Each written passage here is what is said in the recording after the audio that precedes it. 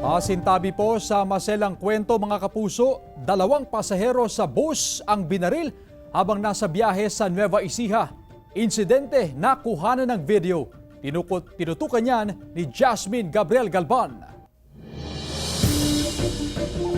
Patay ang 2 negosyanteng pasahero ng isang bus matapos silang pagbabarilin habang nasa biyahe papuntang Maynila mula Nueva Ecija. Makikita sa dashcam video ang paglapit ng 2 suspect sa mga biktima at pinagbabaril. Walang nagawa ang driver ng bus at iba pang sakay hanggang sa makababa sa bahagi ng barangay Minuli, Karangla, Nueva Ecija ang 2 hindi pa kilalang suspect.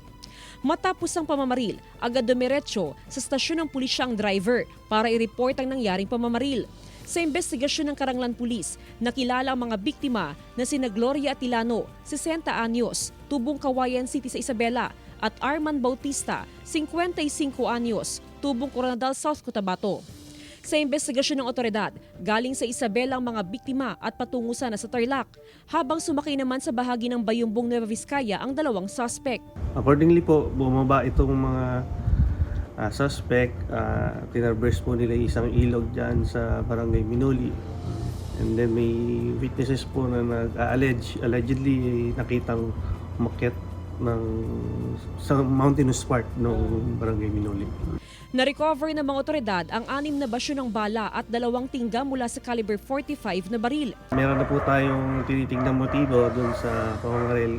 Nag-dispatch na po ang ating provincial director ng isang teams going to Tarlac and then going to Kawayan City, Isabela, para po kasama po yung ating intel operatives para po malalim ang may investigahan yung whereabouts po ng 2 victims. Ayon kay Police Chief Master Sergeant Vincent Castaneda, investigator on case, may lead na raw ang PNP sa krimen pero hindi na nagbigay ng karagdagang detalye para sa patuloy na investigasyon. Naniniwala ang mga otoridad na malaki ang maitutulong ng kuha ng dashcam para matukoy ang pagkakakilanlan ng mga suspect. Naka-camouflage po sila, naka-black t-shirt.